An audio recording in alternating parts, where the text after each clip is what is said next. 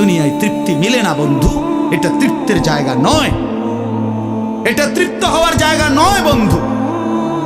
আল্লাহ তাআলা কোরআনে ওয়াদা দিছে, বান্দা জান্নাতে আইসো, তোমার আমি তৃপ্ত করে দেব, সুখে ভরে দেব। মা তাশতাহি আনফুসুকুম, যা দিল চাইবে বান্দা আমি সব দেব।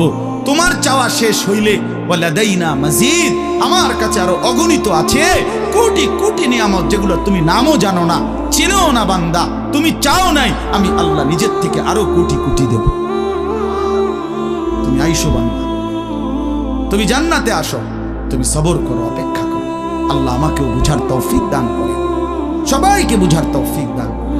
আপনাদের এই মাহফিল আমি শুরু থেকেই বললাম কষ্টের আয়োজন, কষ্ট করে ভাবেন, নিজের ফিকির করেন, নিজের ভালো নিজের কল্যাণ ভাবতে শিখেন। আমি যে আয়াতগুলো পড়ছি এবার তর্জমা শুনেন, তাইলে আমার কথা শেষ। আয়াতগুলো মূল বক্তব্য হইল আল্লাহ তাআলা বলছেন এই পৃথিবী একদিন শেষ হবে, হাসরের মাঠ কায়েম হবে, মানুষগুলোর দুইটা অবস্থা হবে, কিছু আমার প্রিয় বান্দা হবে, কিছু নাফরমান বান্দা হবে। আল্লাহ তাআলা এই কথাটা খুব গুরুত্ব দিয়া কোরআনে বুঝাইছে, বান্দা এই রং রসের এই সৌন্দর্যময় পৃথিবী তোমার কাছে যত লোভনীয়ই মনে হোক, আকর্ষণীয় মনে হোক, তবে এটা নিশ্চিত যে তুমিও থাকবা না, দুনিয়াও থাকবে। এই কথাটা মনে রাখো বান্দা, এটা যদি মনে রাখতে পারো তো জিন্দেগি সুন্দর, জীবন সুন্দর হবে। এই জন্য কোরআনুল কারীমে আল্লাহ তাআলা খুব এই কথাটা বুঝাইতে চাইছে, বান্দা এই এত সুন্দর পৃথিবী দেখে তুমি যতই বিমোহিত হও, মুগ্ধ হও, তো মনে রাখো এটা থাকবে, আমি একদিন ভেঙে ফেলব। ইযাস সামাউন ফাতারাত, আসমান ভেঙে চুরচুর হবে। বা ইদাল কাওয়াকিবুন তাসারাত, তারকারাজি খুশি খুশি পড়বে, পাহাড়গুলো উঠতে থাকবে তুলার মতো। তাকুনুল জিবালু কাল ইহনিল মানফুশ ওয়া বুসাতিল জিবালু বাসসা, পাহাড়গুলো তুলার মতো উঠতে থাকবে, সাগর নদীর পানিগুলো টকবক করে উতরাইতে থাকবে।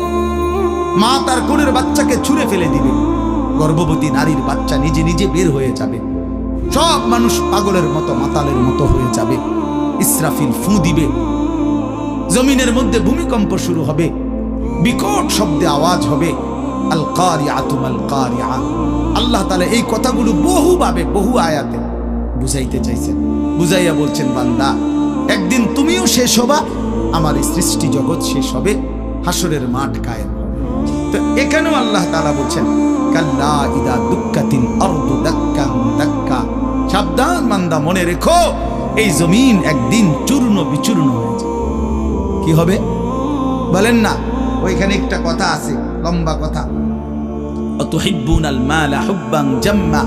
আল্লাহ তাআলা বলেন, বান্দা দুনিয়ার মাল আর সম্পদের ভালোবাসাটাকেই তোমরা খুব গভীরভাবে দিলের মধ্যে বসায় লাইলা। তবে মনে রাখো, দুনিয়াকে তুমি যত ভালোবাসো, যত মজবুত করো, যত বিল্ডিং, যত ফাইলিং, যত মজবুতই হোক না কেন, এটাই মনে রাখো আমি আল্লাহ এই জমিন, এই সৃষ্টি একদিন ভেঙ্গে চুরে তছনছ করে দেব, চূর্ণ বিচূর্ণ হয়ে যাবে। কাল্লা ইদা দুক্কাতিল আরদু দাক্কান দাক্কা, এরপরে হাসরের মাঠ কায়েম হবে। তো হাসরের মাঠের দৃশ্যটা আল্লাহ তুলে ধরছে যে হাসরের মাঠ কায়েম হবে, মানুষগুলো সব দাঁড়ানো থাকবে, আদম থেকে ইসরাফিলের ফু পর্যন্ত। এই দাঁড়ানো অবস্থায় আল্লাহ তাআলা বলতেছেন, ওয়াজা রাব্বুক, আল্লাহ তাআলা মহান আল্লাহ পাক, তিনি তার শান অনুপাতে হাসরের ময়দানে উপস্থিত হবেন। ওয়াল মালাকু সাফফান সাফফা, কোটি কোটি ফেরেশতা সারিবদ্ধভাবে লাইন ধরে দাঁড়াবে, চারদিকে কোটি কোটি ফেরেশতা, মহান আল্লাহ পাক উপস্থিত, আর মানুষগুলো সব দাঁড়ানো। এই কল্পনা করে হাসরের। এবার কি হবে? আল্লাহ বলেন, জি আয়াউমা ইদিন জাহান্নাম, এই অবস্থায় ফেরেশতারা জাহান্নামকে ৭০,০০০ আগুনের শেকল দিয়ে টেনে হাসরের ময়দানে উপস্থিত। মানুষগুলো সচক্ষে জাহান্নামকে দেখবে। জাহান্নাম একটা বিকট তারা আগুনের গর্জন, তীব্র আগুনের যখন একটা গর্জন উঠবে, আল্লাহর কসম নবী বলছে, পুরা হাসরবাসী তখন চিৎকার দিয়া বলবে, ইয়া রব্বি নাফসি নাফসি, আয় মাওলা আমাকে বাঁচান, আমাকে বাঁচান। এই প্রথম হাসরবাসী কথা বলবে। তাফসিরে আছে, হাদিস। মানে প্রথম চুপচাপ দাঁড়ায় থাকবে, কিন্তু জাহান্নামকে যখন দেখবে, জাহান্নামের চিৎকার যখন শুনবে, তখন পুরা হাসরের ময়দানে চিৎকার উঠবে, ইয়া রাব্বি নাফসি নাফসি, আল্লাহ আমাকে বাঁচান। নবী সাল্লাল্লাহু আলাইহি ওয়াসাল্লাম বলেন, আল্লাহ তাআলা ফেরেশতারা যেন দেখাই দিবে ইব্রাহিম আলাইহিস সালামকে, ওই যে আপনার ছেলে ইসমাঈল, তার ব্যাপারে কিছু বলবেন। ইব্রাহিম আলাইহিস সালাম বলবেন, ইয়া রাব্বি নাফসি নাফসি, এই মওলা আমাকে বাঁচান, আমাকে। ওর বিষয়টাও দেব। ইয়াকুব আলাইহিস সালাম, ওনার ছেলে ইউসুফ আলাইহিস সালাম, এটা সেই ছেলে 40টা বছর দুনিয়াতে যার জন্য উনি কাঁদছিলেন। ফেরেশতারা বলবো, ওই যে ইউসুফকে দেখা যায়, তার ব্যাপারে কিছু বলবেন। ইয়াকুব আলাইহিস সালাম বলবেন, ইয়া রাব্বি নাফসি নাফসি, এই মাওলা আমারে বাঁচান, আমারে বাঁচান। ওটাও বুঝো। অজি আয়াউমাইদিন বিজাহান্নাম, জাহান্নামকে হাসরের ময়দানে আনা হবে বন্ধু। বিষয়টারে তুমি আমি খামখেয়ালি মনে করো না বাপ। হাদিসের মধ্যে আছে, হযরত ইরবাজ ইবনে সারিয়া, রাসূলুল্লাহ সাল্লাল্লাহু আলাইহি ওয়াসাল্লামের একজন সাহাবী, ইরবাজ ওনার নাম। উনি বর্ণনা করছেন যে একদিন রাসূলুল্লাহ সাল্লাল্লাহু আলাইহি সাল্লাম আমাদের মাঝে ওয়াজ করলেন। ওয়াজানা রাসূলুল্লাহ সাল্লাল্লাহু আলাইহি ওয়াসাল্লাম। দুই একজন স্বেচ্ছাসেবক ভাই কাজ করে খেদমত করো, যে বলো যে বসতে। তো আল্লাহ রাসূল সাল্লাল্লাহু আলাইহি সাল্লাম তিনি বলেন যে আমাদেরকে ওয়াজ করলেন। এই ওয়াজ, এই শব্দটা কোরআনের শব্দ, রাসূলুল্লাহ সাল্লাল্লাহু আলাইহি সাল্লামের জন্য ব্যবহৃত শব্দ। ওয়াজ ওয়াজ এটাই সুন্দর। প্রোগ্রাম, এই আজকেও একজন আমারে একটু হুজুর এখন কোথায় প্রোগ্রাম? না, কোথাও না। হয়তো আপনি এখন কোথাও কোরআন ওয়াজ যাবেন না? হ্যাঁ যাবো, ওয়াজে তো আছে আব্দুল গফুর দেবী। মানে আমার তো এখন এটা ওয়াজ মাহফিল, এটা প্রোগ্রাম। প্রোগ্রাম কি? প্রোগ্রাম আর ওয়াজ সমর্থবোধক শব্দ নয়। ওয়াজের ইংরেজি না প্রোগ্রাম, ওয়াজ ওয়াজ এটাই। তার মানে প্রোগ্রাম তো যে কোনো অনুষ্ঠানকে বলে, খানা দানা, যে কোনো আড্ডা, এটাও তো একটা প্রোগ্রাম। কিন্তু রাসূলুল্লাহ সাল্লাল্লাহু আলাইহি সাল্লামের সাহাবীরা ব্যবহার করছেন যে নবীজি আমাদের মাঝে ওয়াজ করলেন। আপনার কাছে এটা পুরান পুরান মনে হইল, এটা হাদিসের শব্দ। ইয়াইযুকুম লাআল্লাকুম তাযাক্কারুন, এই যে কোরআন শরীফ আছে, আল্লাহ বলেন আমি ওয়াজ করতেছি তোমাদেরকে যেন তোমরা আমি আল্লাহর ওয়াজ থেকে উপদেশ গ্রহণ করতে পারো। ইয়াইযুকুম, যে কোনো আলেমকে জিজ্ঞাসা করেন, ইন্নাল্লাহা ইয়া'মুরু বিল আদলি ওয়াল ইহসান ওয়া ইতা'i যিল কুরবা ওয়া ইয়ানহা আনিল ফাহশা'i ওয়াল মুনকারি ওয়াল বাগি ইয়াইযুকুম লাআল্লাকুম তাযাক্কারুন। এজন্য ওয়াজ, এই শব্দটা কোরআনের শব্দ, এটা রাসূলুল্লাহ সাল্লাল্লাহু আলাইহি সাল্লামের শব্দ। তাহলে এর চাইতে দামি হয়ে গেল প্রোগ্রাম? কথা বলে। যাই হোক, তো বলতেছিলাম আল্লাহ নবী সাল্লাল্লাহু আলাইহি ওয়াসাল্লাম তিনি বললেন, ওয়াজ করলেন, সাহাবী বলতেছেন। তো এতে আমাদের অবস্থা কি হলো? শ্রোতাদের হালাত কি হলো? নবী সাল্লাল্লাহু আলাইহি সাল্লামের সাহাবী বলেন, শ্রোতাদের অবস্থা হলো দুইটা, জারাফাত মিনহাল উয়ুন ওয়া ওয়াজিলাত মিনহাল কুলুব। নবীজির ওয়াজের পরে আমাদের হালাত হলো এই, আমাদের চোখ দিয়ে অঝরে পানি ঝরতে লাগলো, আমাদের দিল আল্লাহর ভয়ে কাঁপতে লাগলো। সরাসরি হাদিস। তাহলে ওয়াজের মাকসাদ বুঝলেন কিনা, যে কি হওয়া উচিত ছিল? চোখে পানি ঝরছে আর দিল আল্লাহর ভয়ে কাঁপতেছে। কোরআন শরীফে আছে, সরাসরি কোরআন শরীফে, وَإِذَا سَمِعُوا مَا أُنزِلَ إِلَى الرَّسُولِ تَرَى أَعْيُنَهُمْ تَفِيضُ مِنَ الدَّمْعِ مِمَّا عَرَفُوا مِنَ الْحَقِّ। আল্লাহ বলেন, রাসূল আপনার সাহাবীদের হালাত দেখেন। আমি আল্লাহর কোরআন যখন আপনার উপরে নাজিল করা হয় আর আপনি যখন সাহাবীদের সামনে এই কোরআন তেলাওয়াত করেন, তারা আয়ুনাহুম, ওই দেখেন ভাই, ওই দেখেন কি পরিমাণ অপদার্থ এটা। এরকম করলে কেন ভাই তুমি? আরে তুমি মিয়া জ্যাকেটওয়ালা, তুমি আবার পিছে চাও কেন? তুমি চিনো না আমারে? কোনোদিন দেখো নাই? আমি 1 মিনিটের জন্য ছেড়ে দিতে রাজি না। আমি নওজওয়ানের পরিবর্তন চাই। এই এক ফিকির নিয়া জিন্দিগির আমার মেহনত, প্রতিটা নওজওয়ানের বদলানো চাই। এই জন্য সোজা কেউ না বলুক, তার আমি বলবো, আমি নিয়ত করছি যে একদিন পারি একদিন বলবো। যেদিন বলতে পারবো না, নাই পৃথিবী থেকে কোনোদিন, যদি নাই তো নাই, কিন্তু ছেড়ে দেব না আমি ইনশাআল্লাহ। লক্ষ লক্ষ মুসলমানের কিশোর তরুণ যুবক একরকম এটা ভাবছে, এরা ছেলেরা যেদের কোনো অভিভাবক নেই, আপন মা বলার সাহস পায় না, আপন বাবা বলার সাহস পায় না, এলাকার কেউ কিছু বলার সাহস পায় না। তোমরা ছেলেরা মিয়া যা মন চায় তাই করতেছো নিজের খেয়াল খুশি মতো।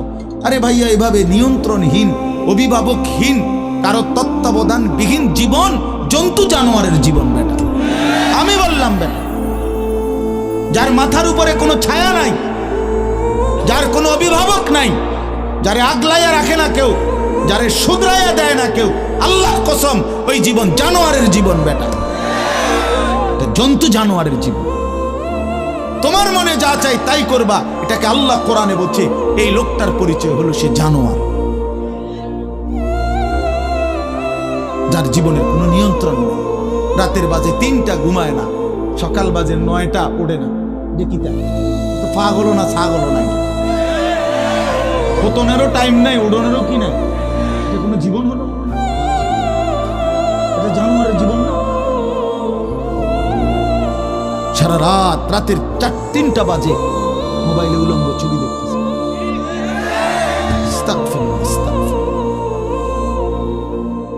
স্বাভাবিকভাবে জি বলো ভাই, রসিকতা করো না, তামাশা করো না, বিকট আওয়াজে যেই বলারও দরকার নেই, স্বাভাবিক শুনতে থাকো ভাই। এই জন্য আমি বললাম ভাই, রাগ হইও না, আল্লাহ তোমারও বরকত দান করেন। কিন্তু আমার বলার উদ্দেশ্য হলো আমাদের পরিবর্তন দরকার, সংশোধন দরকার, আমাদের জিন্দিগি সাজানো দরকার। আমি এই কথাটাই বলতেছিলাম যে মাহফিলের মাকসাদ বিবেক জাগানো, দিল জাগানো, দিল জাগানো, অনুভূতি সৃষ্টি করা। যাহা আমি কি করছি, আমি কি করছি, আসলে আমার কি করা উচিত ছিল। তাইলে কোরআনুল কারীমের মধ্যে আল্লাহ তাআলা বলছেন, আল্লাহর কথা শুনলে সাহাবীদের চোখ দিয়ে তারা আয়ুনাহুম তাফিদু মিনাদ দাম'i, নবী আপনি দেখবেন আপনার সবগুলো সাহাবীর চোখ থেকে অঝরে পানি ঝরছে, কাঁদতেছে। আল্লাহর কোরআন শুনলে সাহাবীরা কাঁদতেন। কোরআন শরীফে একটা সূরা আছে 29 পারা, সূরা দাহর, কোরআন শরীফের 75 নম্বর সূরা, 76 নম্বর সূরা।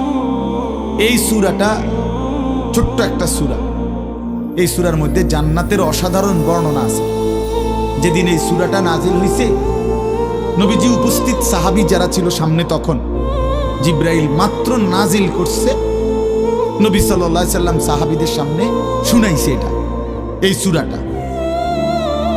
এই সূরার মধ্যে জান্নাতের খুব সুন্দর বর্ণনা আছে, সূরা দাহর।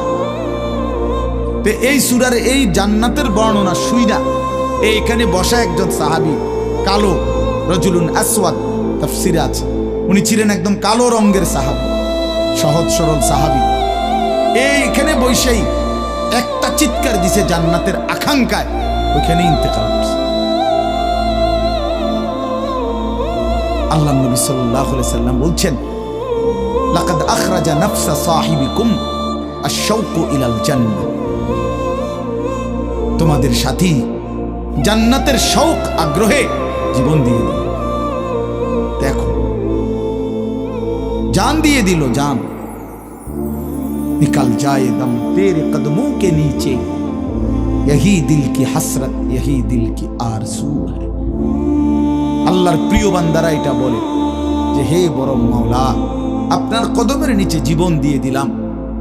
এটাই ছিল দিলের তামান্না, এটাই ছিল দিলের আফসোস, আহাজার।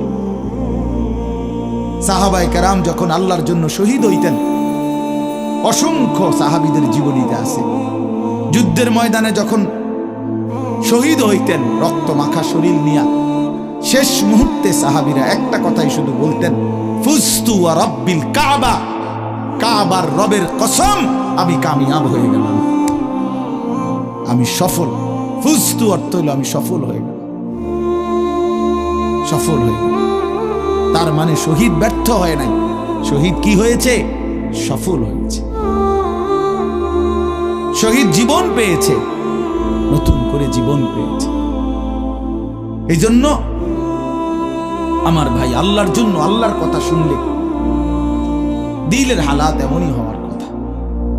হাদিসের মধ্যে আছে হযরত আব্দুল্লাহ ইবনে মাসউদ রাদিয়াল্লাহু তাআলা আনহু, তিনি বলছেন যে একদিন নবীজি আমাকে বলছেন কোরআন শরীফ তেলাওয়াত করে শুনাইতে, নবীজিকে শুনাইতে।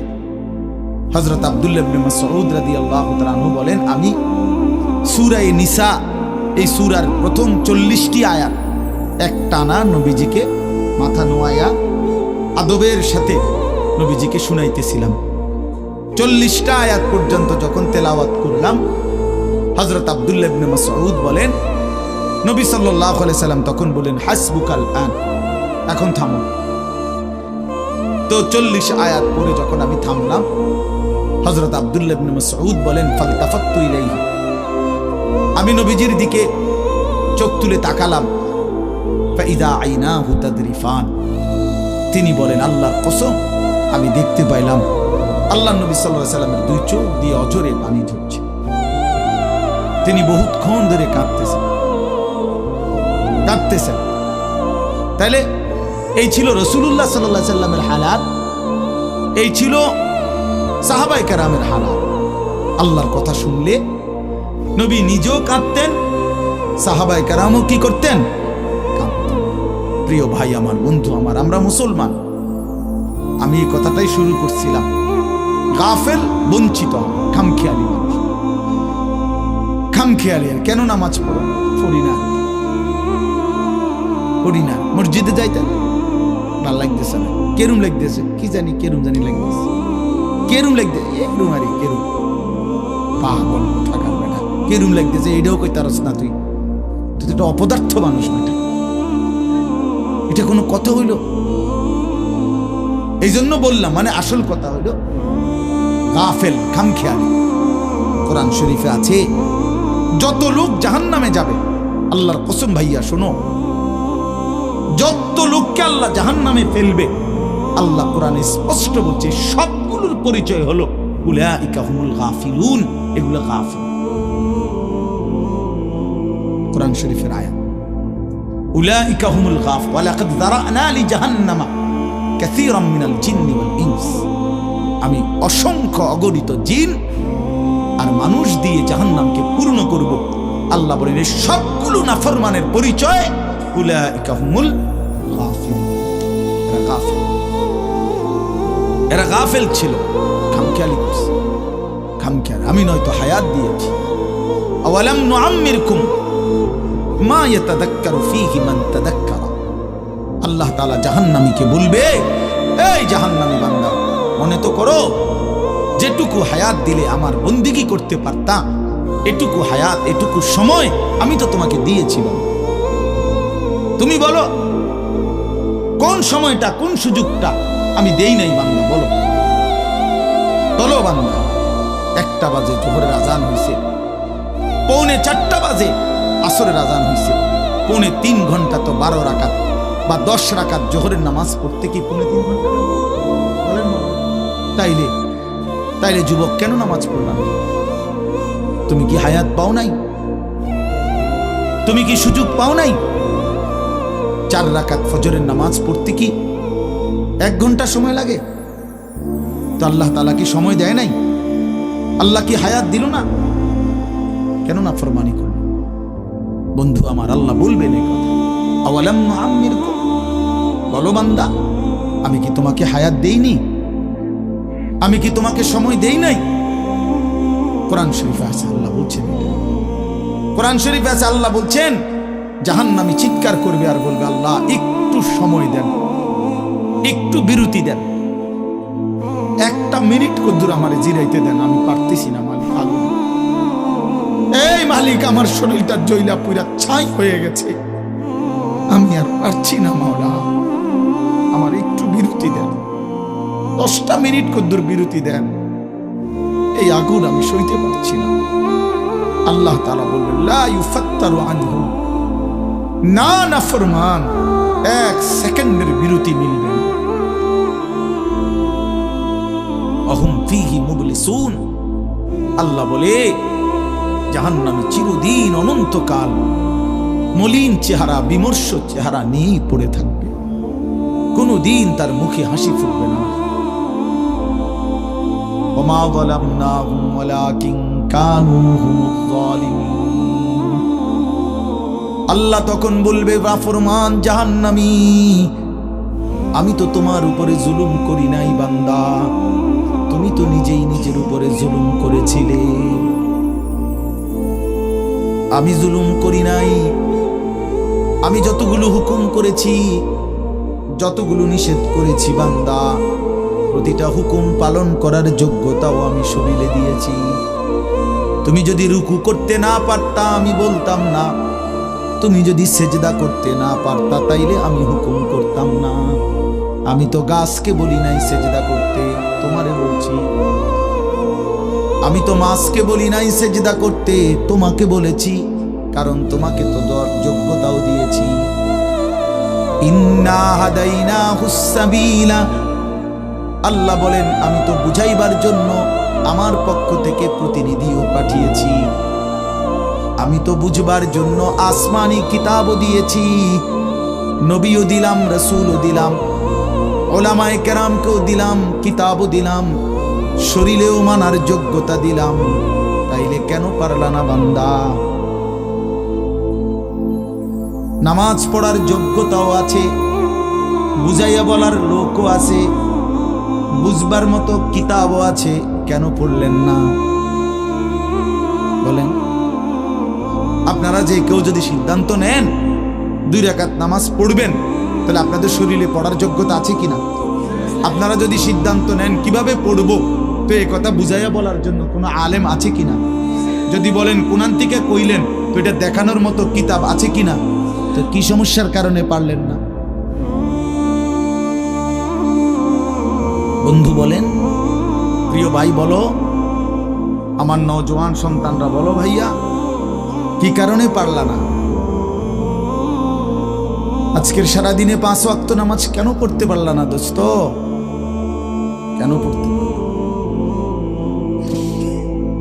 হ্যাঁ, এই পৃথিবীতে কত বন্ধুর কত আবদার রক্ষা করলেন, পরম বন্ধু মহান আল্লাহ পাকের কোনো আবদার রক্ষা করলেন না।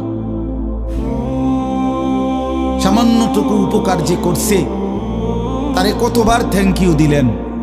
24 ঘন্টা যিনি লালন পালন করছে তারে একবারও সেজদা দিলেন না।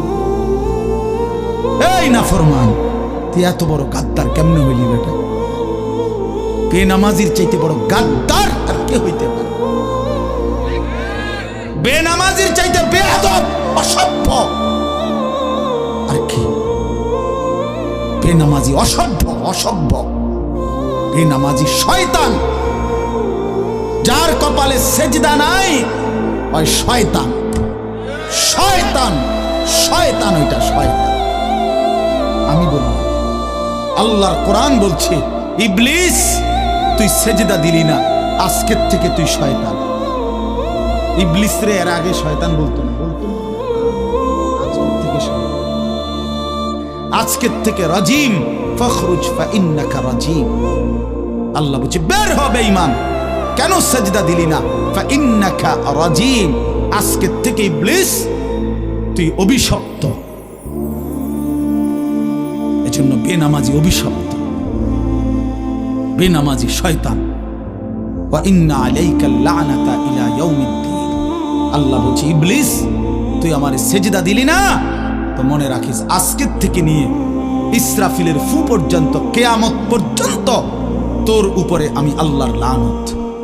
এটাই তো তরজমা নাকি? কিয়ামত পর্যন্ত তুই নাম বেঈমানের উপরে আমি আল্লাহর লানত।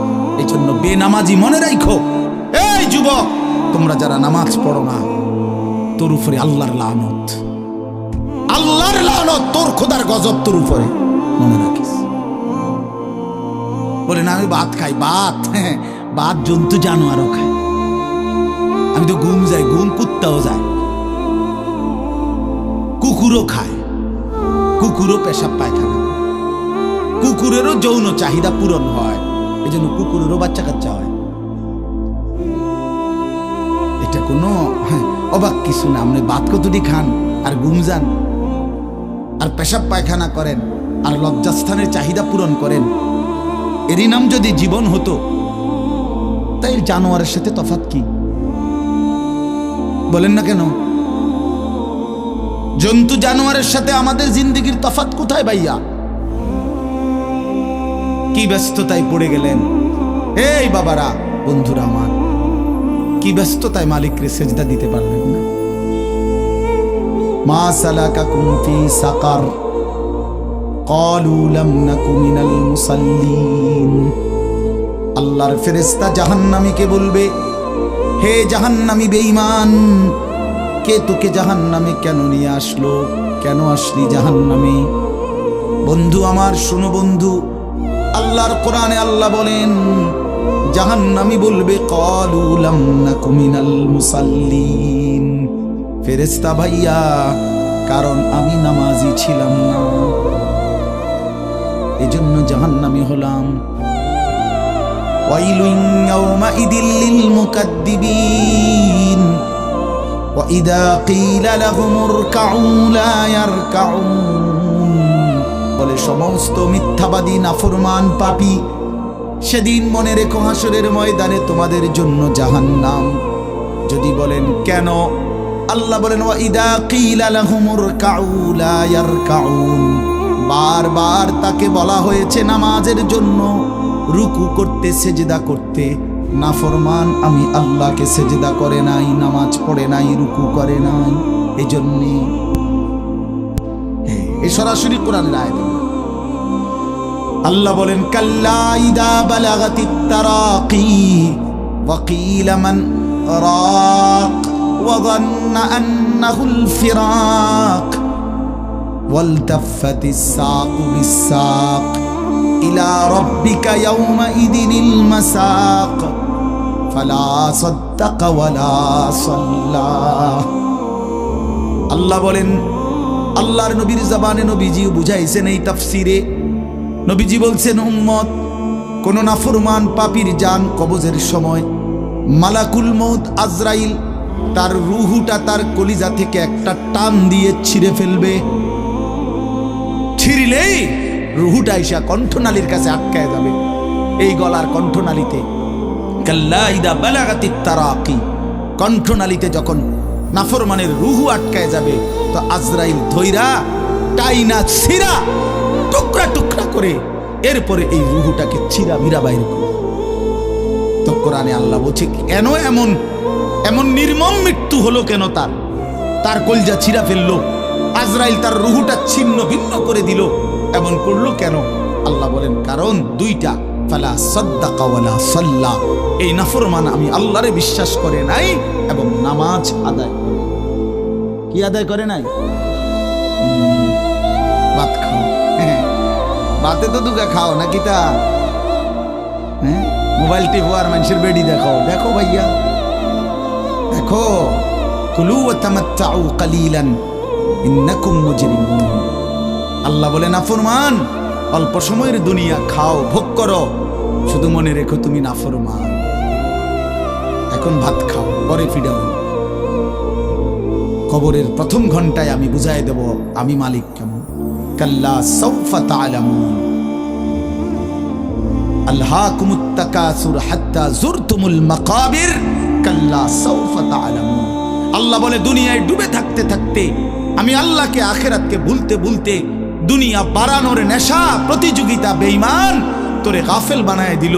এরই মধ্যে একদিন তুই কবরে পৌঁছে গেলা, এই কবরে আসলেই তুমি বুঝতে পারবা আমার নাফরমানির শাস্তি কি। আল্লাহ রাসূল সাল্লাল্লাহু আলাইহি ওয়াসাল্লাম বলছেন, কবর নাফরমানকে একটা চাপ দিবে, একটি চাপে ডান পাশের মাটি বাম দিকে, বাম দিকের মাটি ডান পাশে, এভাবে আইসা আটকায় যাবে।